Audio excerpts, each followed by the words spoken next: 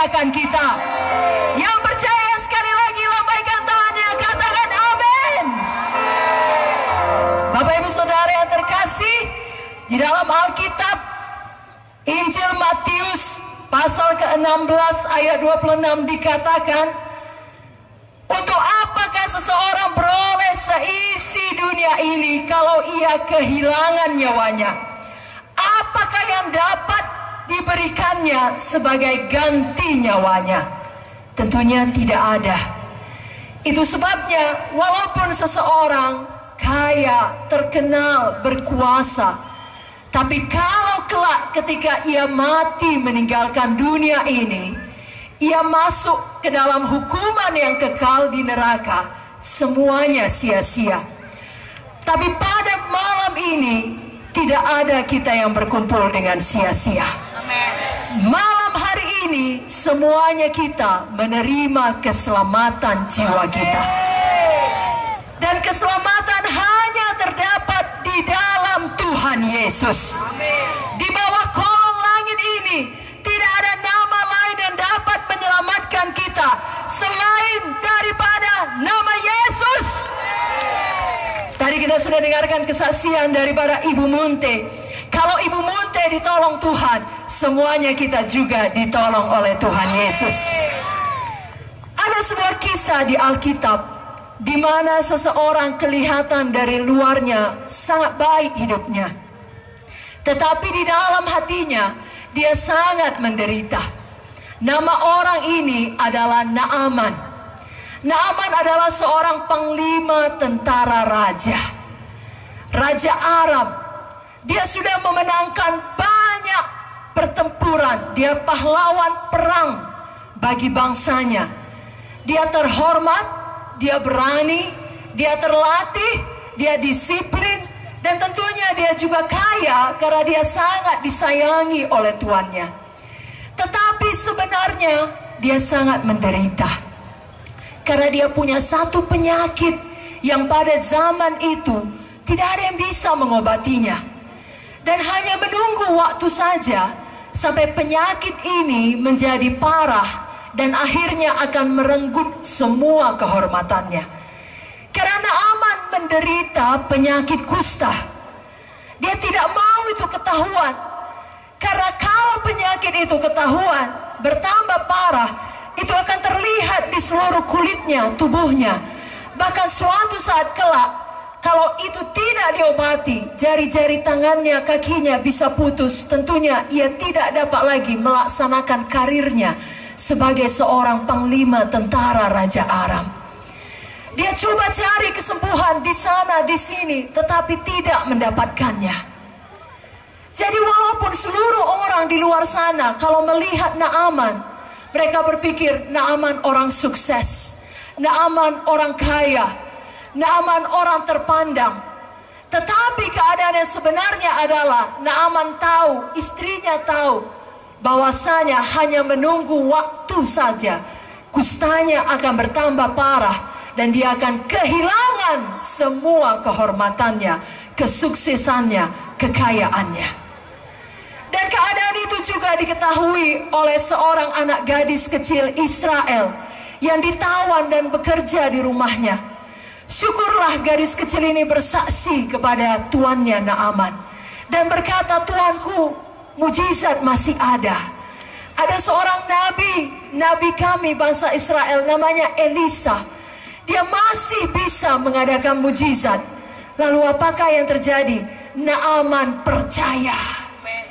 Naaman pergi ke rumah Elisa. Namun sesampainya di sana, ternyata Elisa tidak melakukan seperti yang diharapkan oleh Naaman. Naaman berpikir Nabi Elisa akan keluar menjumpai dia secara pribadi, menggerak-gerakkan tangannya di atas tubuhnya, lalu penyakitnya hilang.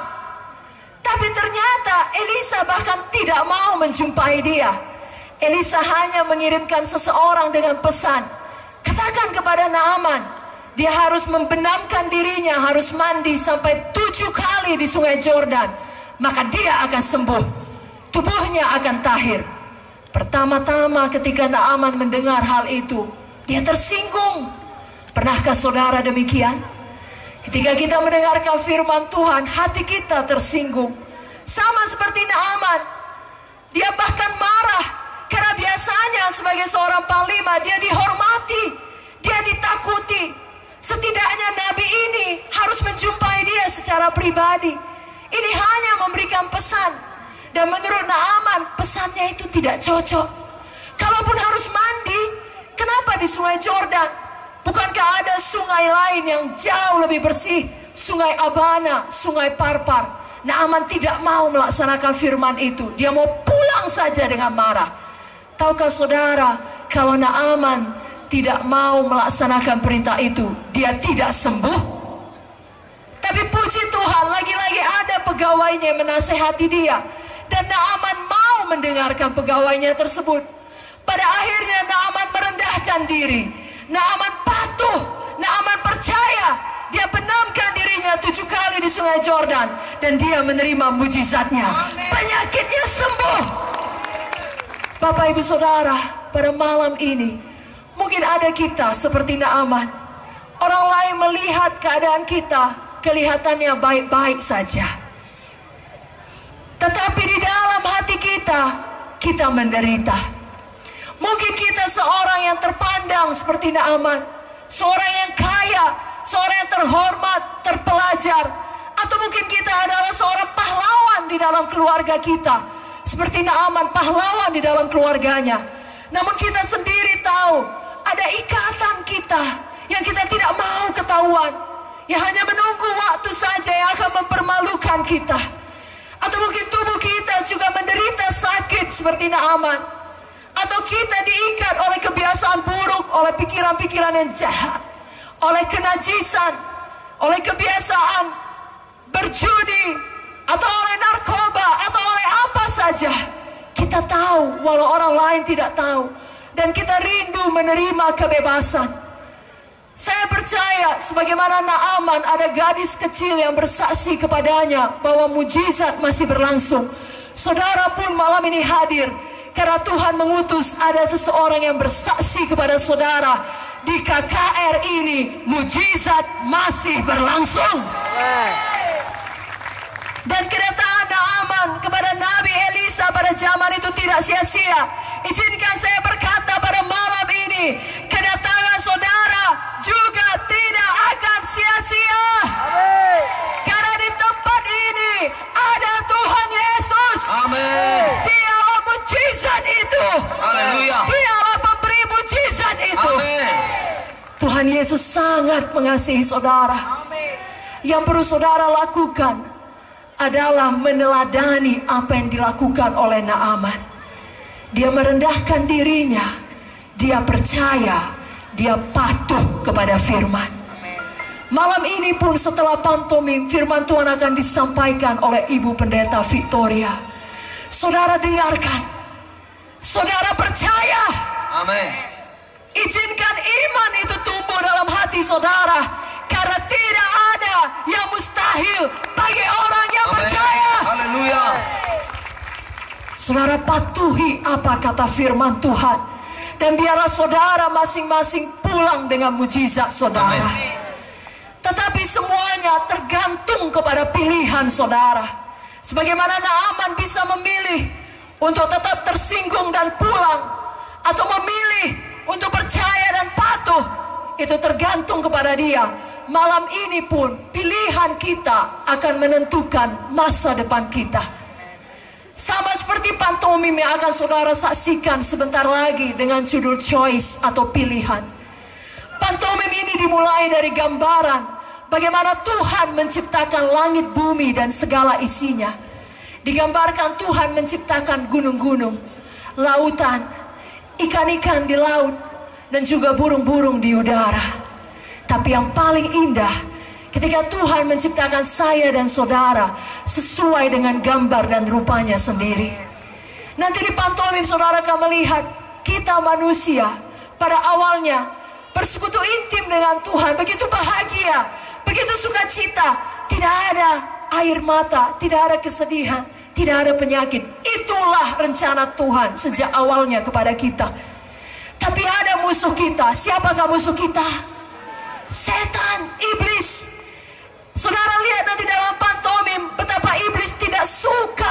memiliki persekutuan yang intim dengan Tuhan. Dengan segala cara dia berusaha memisahkan kita dengan Tuhan. Iblis adalah bapa pendusta. Dia selalu berbohong kepada kita. Dia akan menawarkan segala macam godaan dosa dan berkata itu lebih baik dari apa yang telah disediakan Tuhan bagi kita. Nanti dalam pantomim terlihat bagaimana setan atau iblis menawarkan uang, kekayaan. Uang tidak salah, tetapi iblis mau kita mencintai uang lebih daripada mencintai Tuhan. Dan cinta akan uang adalah akar dari segala kejahatan. Dia juga tawarkan kenajisan, pikiran yang kotor, kesombongan, narkoba, minuman keras, dan banyak dosa lainnya. Sampai hari ini pun iblis masih menggoda kita tiap-tiap hari. Pada waktu itu terjadi, kita dihadapkan kepada pilihan. Apakah kita ikut apa kata iblis setan, atau kita tetap patuh kepada Tuhan. Sayangnya dalam pantomim berikut, manusia membuat pilihan yang salah. Dia memilih dosa. Dia memilih mempercayai apa kata iblis. Dan dosa yang dipilihnya yang pada awalnya kelihatan begitu memikat, begitu menarik, tidak berbahaya, tidak menyakiti siapa-siapa. Toh semua orang juga melakukannya. Tapi ternyata dosa itu kemudian mengikat hidup kita manusia, memperbudak kita. Yohanes 10 ayat 10 berkata, pencuri itu datang, iblis itu datang hanya untuk mencuri, membunuh, membinasakan. Dan dengan kekuatannya sendiri, manusia tidak sanggup melepaskan dirinya dari ikatan dosa. Dan setan hendak membinasakan dia. Manusia menderita, manusia tertekan. Berita baik pada malam ini, Tuhan Yesus tidak mau kita terus menderita. Amen. Tuhan Yesus mau membebaskan kita. Amen. 2000 tahun yang lalu Tuhan Yesus telah memberikan jalan keluarnya. Dia datang ke dunia, menyerahkan dirinya. Dia mengambil ikatan dosa dari manusia, meletakkan pada dirinya. Dialah substitusi kita. Dia menggantikan kita. Dia dihukum di kayu salib supaya saya dan saudara tidak perlu dihukum. Darahnya tercurah untuk mengampuni dosa-dosa kita. Saudaraku, pilihan ada pada kita malam ini. Jangan biarkan kisah Yesus sebagai cerita saja. Alamilah kasih-Nya. Alamilah pengampunannya. Alamilah pemulihan daripada Tuhan. Saudara yang kekasih, sebagaimana manusia dalam pantomim tersebut memilih untuk tidak menolak Tuhan Yesus, melainkan bertobat dari dosa-dosanya dan menerima Tuhan Yesus, malam ini buatlah pilihan yang sama. Jangan katakan penyakitku terlalu parah, persoalanku terlalu besar, kesedihanku terlalu dalam, masa laluku terlalu buruk. Tidak ada yang terlalu besar, terlalu parah, terlalu buruk yang tidak bisa diselesaikan oleh Tuhan Yesus. Tahukah saudara, saya, Ibu Munte, Ibu Victoria baru pulang dari berbagai tempat di Indonesia. Terakhir kali kami pulang dari Kendari, dari Makassar, dari Sulawesi Utara, dari Manado, Tondano, Bitung. Sebelumnya kami dari Pulau Sumba dan juga dari Timor Leste. Di mana-mana semua orang yang percaya pada Yesus menerima mujizat Tuhan. Kalau Tuhan bekerja di sana, malam ini Tuhan juga bekerja di Pahai Julu.